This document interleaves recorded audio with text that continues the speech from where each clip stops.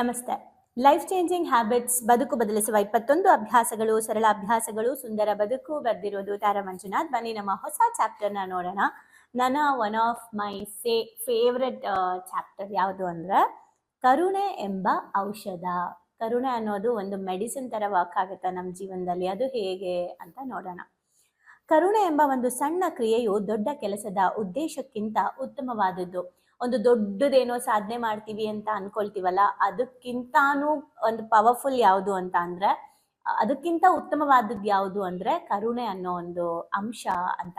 Okay, ನೀವು ಯಾರಿಗಾದರೂ ಯಾವುದೇ ಅಪೇಕ್ಷೆ ಇಲ್ಲದೆ ಸಹಾಯ ಮಾಡೋದನ್ನ ಕಲ್ಪಿಸ್ಕೊಳ್ಳಿ. ಉದಾಹರಣೆ, ನಿಮ್ಮ ಪರಿಚಯದವರ ಉತ್ತಮ ಗುಣಗಳನ್ನ ಹೊಗಳೋದಾಗಿರ್ಬೋದು, ಅವರಿಂದ ಕೆಲಸ ಆಗತ್ತೆ ಅಂತ ಅವರಿಗೆ ನೀವು ಪ್ರೋತ್ಸಾಹ ಕೊಡೋದಾಗಿರ್ಬೋದು, ನಿಮಗೆ ಅರಿವಿಲ್ಲದ ಹಾಗೆ ನೀವು ಅವರ ಆತ್ಮವಿಶ್ವಾಸವನ್ನ ಹೆಚ್ಚಿಸೋದಾಗಿರ್ಬೋದು, ಅವರ ಜೀವನದ ಬದಲಾವಣೆಗೆ ನೀವು ಕಾರಣ ಆಗೋದಾಗಿರ್ಬೋದು. ಆದರೆ ನಿಜಾಂಶವೇನೆಂದ್ರೆ, ಅವರಿಂದ ನಿಮಗೆ ಯಾವುದೇ ಲಾಭ ಎಕ್ಸ್ಪೆಕ್ಟ್ ಮಾಡದೆ ನಿಷ್ಕಲ್ಮಶವಾಗಿ ಒಬ್ಬರ ಜೀವನದಲ್ಲಿ ನೀವು ಅವರ ಅಭಿವೃದ್ಧಿಗೆ ಕಾರಣಕರ್ತರಾಗುವಂತಹ ಕೆಲಸ ಮಾಡೋದೇ ನಿಜವಾದ ಕರುಣೆ ಅಂತ ಹೇಳ್ತಾ ಇರೋದು. ಸೊ ನಾವು ಅವರ ನಮ್ಮ ಸ್ವಾಭಿಮಾನವನ್ನ ಹೆಚ್ಚಿಸಿ ಮೆದುಳನ್ನು ಸಕ್ರಿಯಗೊಳಿಸುವುದರಿಂದ ನಿಮ್ಮನ್ನು ಸಹ ಅದು ಗುಣಪಡಿಸುತ್ತೆ. ಅಂದ್ರೆ ಇನ್ನೊಬ್ಬರ ಜೀವನದಲ್ಲಿ ನಾವು ಅವರ ಆತ್ಮವಿಶ್ವಾಸವನ್ನ ಹೆಚ್ಚು ಮಾಡೋದ್ರಿಂದ, ಅವರ ಜೀವನದ ಅಭಿವೃದ್ಧಿಗೆ ನಾವು ಯಾವುದೇ ನಿರೀಕ್ಷೆ ಇಲ್ಲದೆ ಸಹಕರಿಸೋದ್ರಿಂದ ನಮಗೆ ಗೊತ್ತಿಲ್ಲದೆ ನಮ್ಮ ಆತ್ಮವಿಶ್ವಾಸ ಕೂಡ ಹೆಚ್ಚಾಗುತ್ತೆ, ನಮ್ಮ ಸ್ವಾಭಿಮಾನ ಕೂಡ ಹೆಚ್ಚಾಗುತ್ತೆ, ನಮ್ಮ ಮೆದುಳು ಕೂಡ ಸಂತೋಷವನ್ನ ಅನುಭವಿಸುತ್ತೆ. ಆರೋಗ್ಯಕ್ಕೂ ಕೂಡ ಕರುಣೆ ಅನ್ನೋದು ಒಳ್ಳೆಯದು ಅಂತ. ಹಾಗಿದ್ರೆ ಇಂದಿನ ನಿಮ್ಮ ಕೆಲಸ ಏನ್ ಮಾಡ್ಬೋದಾಗಿದ್ರೆ, ಇವತ್ತು ನಾನು ಒಳ್ಳೆಯದನ್ನ ಮಾಡಿ. ಮೇಡಮ್ ಒಳ್ಳೆಯದನ್ನ ಮಾಡ್ತೀನಿ, ಏನು ಒಳ್ಳೆಯದನ್ನ ಮಾಡೋದು? ಅದನ್ನ ಅನುಭವಿಸಿ. ಒಳ್ಳೆಯದನ್ನ ಮಾಡಿದ್ದಾದ್ಮೇಲೆ ಆ ಒಳ್ಳೆತನ ನಿಮ್ಮಲ್ಲಿ ಎಷ್ಟು ಹೈ ಫ್ರೀಕ್ವೆನ್ಸಿ ಹ್ಯಾಪಿನೆಸ್ ಕ್ರಿಯೇಟ್ ಮಾಡ್ತು ಅಂತ ಆ ಭಾವನೆಗಳನ್ನ ಗಮನಿಸಿ. ಅದನ್ನೇ ಮತ್ತೆ ಮತ್ತೆ ರಿಪೀಟ್ ಮಾಡಿ. ಪ್ರತಿದಿನ ಒಬ್ಬರಿಗೆ ನಾನು ಕರುಣೆಯಿಂದ ಏನೋ ಒಂದು ಮಾಡ್ತೀನಿ ಒಳ್ಳೇದನ್ನ ಅಂತ ನೀವು ಅನ್ಕೊಳ್ಳಿ. ಸೊ ದಟ್ ನಿಮ್ಗೆ ಅದು ಅನುಭವಿಸಿ, ಅದರಿಂದ ಆಗುವಂತಹ ಒಂದು ಫೀಲಿಂಗ್ಸ್ನ ನೀವು ಅನುಭವಿಸಿ. ಆಗ ನಿಮ್ಮ ಮೆದುಳಿಗೆ ಮತ್ತೆ ಮತ್ತೆ ಆ ಕ್ರಿಯೆ ಮಾಡಬೇಕು ಅಂತ ಅನ್ಸುತ್ತೆ. ದಿನ ದಿನ ದಿನ ನೀವು ಒಳ್ಳೆ ಕೆಲಸಗಳನ್ನ ಮಾಡೋಕೆ ನಿಮ್ಮ ಮೆದುಳು ನಿಮ್ಮನ್ನ ಉತ್ತೇಜಿಸುತ್ತೆ.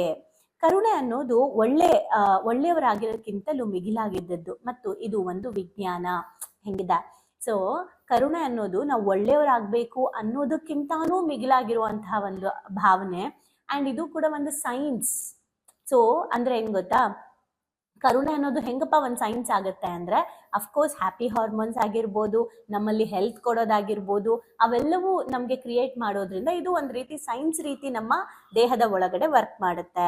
ಹಾಗಿದ್ರೆ ಸಂತೋಷವನ್ನ ಸ್ಥಿರವಾಗಿಟ್ಟುಕೊಳ್ಳಲು ಏನ್ ಮಾಡಬೇಕು? ನಮ್ಮಲ್ಲಿ ಯಾವಾಗ್ಲೂ ಹ್ಯಾಪಿನೆಸ್ ಹೆಚ್ಚಾಗಬೇಕು, ಸ್ಥಿರವಾಗಿರ್ಬೇಕು ಅಂದ್ರೆ ನಾವು ಯಾವಾಗ್ಲೂ ಇನ್ನೊಬ್ಬರಿಗೆ ಕರುಣೆಯನ್ನ ತೋರಿಸ್ಬೇಕು, ಸಹಾಯವನ್ನ ಮಾಡಬೇಕು, ಯಾವುದೇ ನಿರೀಕ್ಷೆ ಇಲ್ಲದೆ. ಆಗ ನಮಗೆ ಗೊತ್ತಿಲ್ಲದೆ ನಮ್ಮ ಸಂತೋಷ ಸ್ಥಿರವಾಗಿರುತ್ತೆ. ನಮ್ಮದು ಎಷ್ಟೇ ಸವಾಲುಗಳು ಬಂದರೂ ಸಹ ನಾವು ನಮ್ಮ ಸವಾಲುಗಳನ್ನ ಸ್ಥಿರ ಮನಸ್ಥಿತಿಯಿಂದ ಎದುರಿಸುವಂತಹ ಶಕ್ತಿ ಸಾಮರ್ಥ್ಯ ನಮಗೆ ಸಿಗುತ್ತೆ. ಹಾಗಿದ್ರೆ ನೀವು ಸ್ವಲ್ಪ ದಯಾಳುಗಳಾಗಿದ್ದರೂ ಈ ಕೆಲವುಗಳನ್ನು ನಿಮ್ಮ ಅನುಭವಕ್ಕೆ ಬಂದಿರುತ್ತೆ. ಇದು ನಾನು ಹೇಳ್ತಾ ಇರೋದ್ರಿಂದ ನಿಮ್ಗೆ ಈ ಗುಣ ಬರುತ್ತೆ ಅಂತ ಅಲ್ಲ. ಮೇ ಬಿ ಆಲ್ರೆಡಿ ತುಂಬಾ ಜನ ಈ ಗುಣದಲ್ಲಿ ಇರ್ತೀರಾ. ಹಾಗಿದ್ರೆ ಆ ಗುಣ ನಮ್ಮಲ್ಲಿ ಇದೆ ಅನ್ನೋದಾದ್ರೆ, ಹೇಗೆ ಮೇಡಮ್ ನನ್ನ ಹತ್ರ ಕರುಣೆ ಇದೆ, ನಾನು ಒಳ್ಳೆ ಕೆಲಸಗಳನ್ನ ಮಾಡಿದ್ದೀನಿ ಅಂತ ನನ್ನ ಬಗ್ಗೆ ನಂಗೆ ಒಂದು ಸೆಲ್ಫ್ ಲವ್ ಜಾಸ್ತಿ ಮಾಡ್ಕೊಳಕ್ಕೆ, ನನ್ನ ಬಗ್ಗೆ ನನಗೆ ಈ ಗುಣ ಇದೆಯಾ ಅಂತ ತಿಳ್ಕೊಳಕ್ಕೆ ಹೇಗೆ ತಿಳ್ಕೊಬಹುದು ಅಂದ್ರೆ, ಈಗ ನಾನು ಕೆಲವೊಂದು ಹೇಳ್ತಾ ಹೋಗ್ತೀನಿ. ಇದೆಲ್ಲ ನೀವು ಅನುಭವಿಸಿದ್ರೆ ನಿಮ್ಮಲ್ಲೂ ಆ ಗುಣ ಇದೆ ಅಂತ ಅರ್ಥ. ನರವಿಜ್ಞಾನದ ಪ್ರಕಾರ, ಸೈನ್ಸ್ ನ್ಯೂರಾನ್ಸ್ ಪ್ರಕಾರ, ಆಯ್ತಾ, ನಿಮ್ಮ ಮೆದುಳು ಆಕ್ಸಿಟೋಸಿನ್, ಡೊಪಮೈನ್, ಸೆರೋಟಿನ್ ಎಂಬ ಹಾರ್ಮೋನ್ಗಳನ್ನ ಬಿಡುಗಡೆ ಮಾಡುತ್ತೆ. ನಮ್ಮ ಮೆದುಳು 3 ರೀತಿಯಾದಂತಹ ಹಾರ್ಮೋನ್ಸ್ನ ರಿಲೀಸ್ ಮಾಡುತ್ತೆ. ಆಕ್ಸಿಟೋಸಿನ್, ಸೆರೋಟಿನ್ ಮತ್ತೆ ಡೊಪಮೈನ್. ಈ 3 ಹಾರ್ಮೋನ್ಸ್ನ ನೆನ್ಪಿಟ್ಕೊಳ್ಳಿ, ಆಯ್ತಾ. ರಿಲೀಸ್ ಮಾಡುತ್ತೆ. ಈ ಹಾರ್ಮೋನ್ಗಳನ್ನ ಬಿಡುಗಡೆ ಮಾಡೋದ್ರಿಂದ ಇದರಿಂದಾಗಿ ನಮ್ಮ ಚಿಂತೆ, ರಕ್ತದ ಒತ್ತಡ ಕಡಿಮೆ ಆಗಿ ನಿಮ್ಮಲ್ಲಿ ರೋಗ ನಿರೋಧಕ ಶಕ್ತಿ ಹೆಚ್ಚಾಗುತ್ತೆ. ಯಾವಾಗ ನಮ್ಮ ಮೆದುಳು ಡೊಪಮೈನ್, ಆಕ್ಸಿಟೋಸಿನ್, ಸೆರೋಟಿನ್ ಅನ್ನೋ ಒಂದು ಹಾರ್ಮೋನ್ನ ರಿಲೀಸ್ ಮಾಡುತ್ತೆ, ಆಗ ನಮಗೆ ಸ್ಟ್ರೆಸ್ ಕಡಿಮೆ ಆಗುತ್ತೆ. ಸ್ಟ್ರೆಸ್ ಹಾರ್ಮೋನ್ಸ್ ಅಂತ ಹೇಳ್ತೀವಿ ಅಲ್ಲ, ಅದ್ರ ಅಪೋಸಿಟ್ ಹಾರ್ಮೋನ್ಸ್ ಇದು ಹ್ಯಾಪಿ ಹಾರ್ಮೋನ್ಸ್.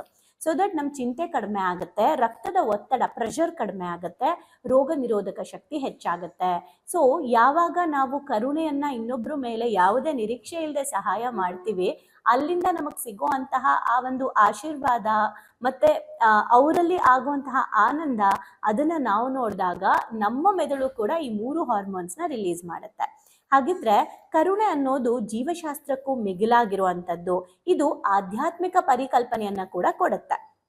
ಅಂದ್ರೆ ನಮ್ಮಲ್ಲಿ ಆಧ್ಯಾತ್ಮಿಕವಾಗಿ ನಾವು ಪ್ರತಿದಿನ ಭಗವಂತ ಅಂದ್ರೆ ಜನಸೇವೆಯೇ ಜನಾರ್ದನ ಸೇವೆ ಅಂತ ಏನ್ ಕೇಳಿದೀವಿ, ಆ ತರ ನಾವು ಮಾಡುವಂತಹ ಕೆಲಸ ಅಥವಾ ಪ್ರಕೃತಿಗೆ ನಾವು ತೋರಿಸುವಂತಹ ದಯೆ, ಕರುಣೆ ನಮಗೆ ಗೊತ್ತಿಲ್ಲದೆ ನಮ್ಮಲ್ಲಿ ಆಧ್ಯಾತ್ಮಿಕ ಪರಿಕಲ್ಪನೆಯನ್ನ ಹೆಚ್ಚು ಮಾಡುತ್ತೆ. ನೀವು ಬೇರೆಯವರಿಗೆ ಭಾವನಾತ್ಮಕವಾಗಿ ಏನನ್ನು ನೀಡುವಿರೋ ಅದಕ್ಕಿಂತ 10 ಪಟ್ಟು ಹೆಚ್ಚು ನಿಮಗೆ ಬರುತ್ತದೆ.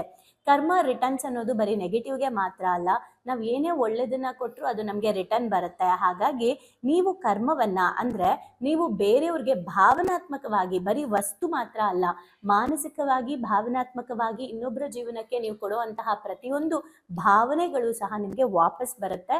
ಸೊ ಹಾಗಾಗಿ ನಿಮಗೆ ಗೊತ್ತಿಲ್ಲದೆ ನೀವು ತೋರಿಸುವಂತಹ ಕರುಣೆ, ನೀವು ಮಾಡುವಂತಹ ಪುಣ್ಯದ ಕೆಲಸಗಳು ನಿಮಗೆ ಗೊತ್ತಿಲ್ಲದೆ ನಿಮಗೆ ಫಲವನ್ನ ತರುತ್ತೆ. ಅದೇ ನಮಗೆ ನಿಜವಾದ ಆಧ್ಯಾತ್ಮಿಕ ಒಂದು ಶಕ್ತಿಯನ್ನ ಹೆಚ್ಚು ಮಾಡುತ್ತೆ. ಹಾಗಿದ್ರೆ ಕರುಣೆ ಈ ರೀತಿ ಹೇಳುತ್ತದೆ, ನಾನು ನಿನ್ನನ್ನು ನೋಡುತ್ತಿದ್ದೇನೆ. ಕರುಣೆ ಅನ್ನೋದು ಒಂದು ಮನುಷ್ಯ ಅಂತ ಅನ್ಕೊಳ್ಳೋಣ. ಈಗ ಇಲ್ಲಿ ಪಕ್ಕದಲ್ಲಿ ಕರುಣೆ ಅಂತ ನಿಂತಿದ್ದಾರೆ. ನಾನು ಯಾರಿಗೋ ಸಹಾಯ ಮಾಡಿದೆ, ಯಾರಿಗೋ ಒಳ್ಳೇದನ್ನ ಮಾಡಿದೆ, ಏನೋ ಒಳ್ಳೆ ಕೆಲಸ ಮಾಡಿದೆ, ಆಯ್ತಾ? ಕರುಣೆ ನನ್ನನ್ನ ನೋಡ್ತಾ ಇದೆ.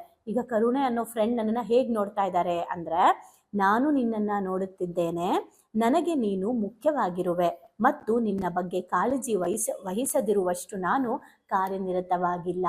ಅಂದ್ರೆ ತುಂಬಾ ಜನಕ್ಕೆ ಒಂದು ರಾಂಗ್ ಕಾನ್ಸೆಪ್ಟ್ ಇದೆ. ನಾವು ಬರೀ ಬೇರೆಯವ್ರಿಗೆ ಮಾಡ್ತಾ ಇದ್ರೆ, ಬರೀ ಬೇರೆಯವ್ರನ್ನ ನೋಡ್ತಾ ಇದ್ರೆ, ಬರೀ ಬೇರೆಯವ್ರಿಗೆ ಕರುಣೆ ತೋರಿಸಿದ್ರೆ ನನ್ನ ಲೈಫ್ ಹಾಳಾಗುತ್ತೆ, ನಾನು ಅದೇ ತಪ್ಪು ಮಾಡಿದೆ, ಹಾಗೆ ಹೀಗೆ ಅಂತ.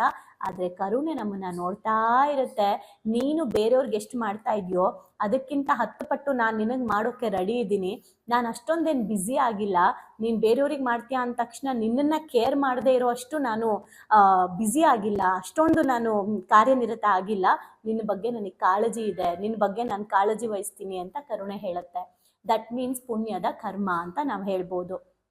ಸೊ ಇಲ್ಲಿ ಈ ಆಚರಣೆ ನಮಗೆ ಯಾಕೆ ಮುಖ್ಯ? ಹಾಗಿದ್ರೆ ನಾವು ಇದನ್ನ ಯಾಕೆ ಫಾಲೋ ಮಾಡಬೇಕು ಅಂದ್ರೆ, ಮೊದಲನೇದಾಗಿ ನಾವು ಎಷ್ಟು ಕರುಣೆಯಿಂದ, ದಯಾಳುತನದಿಂದ ಇರ್ತೀವಿ, ಅಷ್ಟು ನಮ್ಮ ಮನಸ್ಸು ಪರಿಶುದ್ಧವಾಗಿರುತ್ತೆ.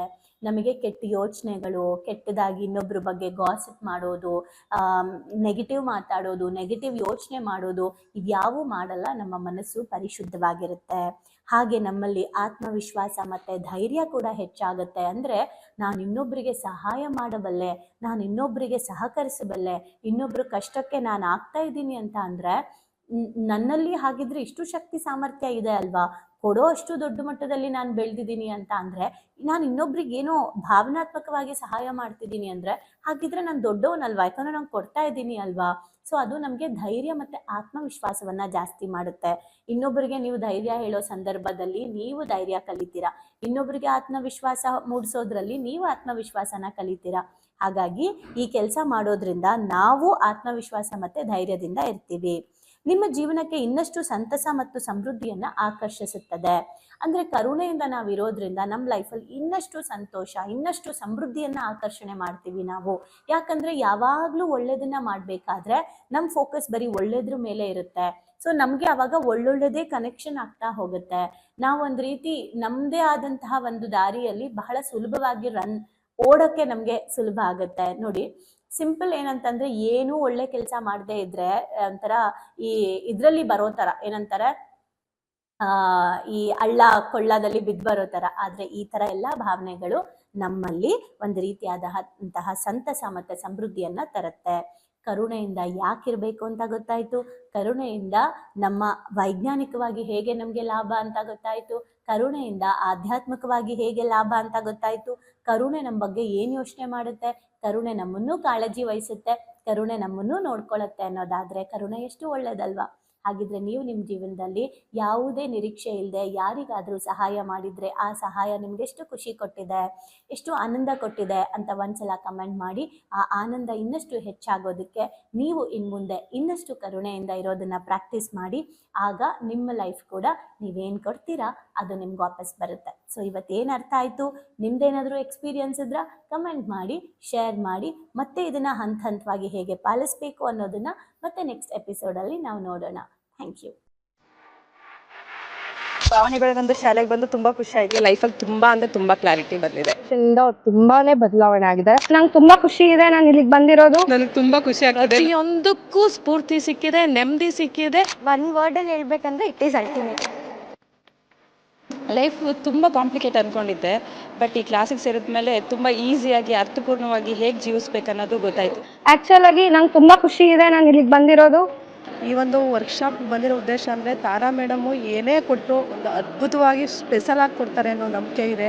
ಈ ಒಂದು ವರ್ಕ್ಶಾಪಲ್ಲಿ ಇನ್ನೂ ಅದ್ಭುತವಾಗಿ ಸಿಗ್ತದೆ ಅಂತ ನಂಬ್ಕೊಂಡು ಬಂದಿದ್ದೀನಿ. ಖಂಡಿತ ಆಗುತ್ತೆ. ಡೈಲಿ ಹೊಸ ಟಾಪಿಕ್ ನಾವು ಡೈಲಿ ವೇಟ್ ಮಾಡ್ತಾ ಇರ್ತೀವಿ, ಇವತ್ತೇನು ಹೇಳ್ಕೊಡ್ತಾರೆ, ನಾಳೆ ಏನು ಹೇಳ್ಕೊಡ್ತಾರೆ ಅಂತೇಳಿ. ನಾನು ಎಲ್ಲರಿಗೂ ಹೇಳೋದಷ್ಟೇ, ಅವ್ರು ಕೊಡೋ ಎಲ್ಲ ಟಾಸ್ಕ್ನು ಚೆನ್ನಾಗಿ ಫಾಲೋ ಅಪ್ ಮಾಡಿದರೆ ನಿಮ್ಮ ಜೀವನ ಇನ್ನೂ ತುಂಬ ಚೆನ್ನಾಗಿರುತ್ತೆ.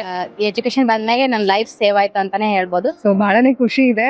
ನಮ್ಮನ್ನ ನಾವು ಟ್ರಾನ್ಸ್ಫಾರ್ಮ್ ಮಾಡ್ಕೊಂಡು ಈ ಹ್ಯಾಬಿಟ್ಸ್ ಎಲ್ಲ ನಾವು ಇನ್ಸ್ಟಾಲ್ ಮಾಡ್ಕೊಂಡ್ರೆ ನಮ್ಮ ಲೈಫ್ ಖಂಡಿತವಾಗ್ಲೂ ಸಕ್ಸಸ್ಫುಲ್ ಆಗುತ್ತೆ ಅಂತ ಅಂದ್ಬಿಟ್ಟು. ಸೊ ನಿಮ್ಮ ಲೈಫ್ ಚೇಂಜಿಂಗ್ ಟ್ರಾನ್ಸ್ಫಾರ್ಮೇಶನ್ ಅಂತ ಅಂದ್ರೆ ಇದಕ್ಕೆ ಎಮೋಜಿಮ್ is the most and main ಕಾರಣ ಅಂತಾನೆ ಹೇಳ್ತೀನಿ. ಎಕ್ಸ್ಪ್ರೆಸ್ ಮಾಡ್ಬೇಕಂದ್ರೆ ಒಂದು ವರ್ಡ್ ಅದು ಭಾಳ ಚಿಕ್ಕದಾಗತ್ತೆ. ಅದು ಏನಂತಂದ್ರೆ ಥ್ಯಾಂಕ್ ಯು ಅನ್ನೋಂಥ ವರ್ಡ್ ಮಾತ್ರ ನಾನು ಎಕ್ಸ್ಪ್ರೆಸ್ ಮಾಡ್ಬೋದು.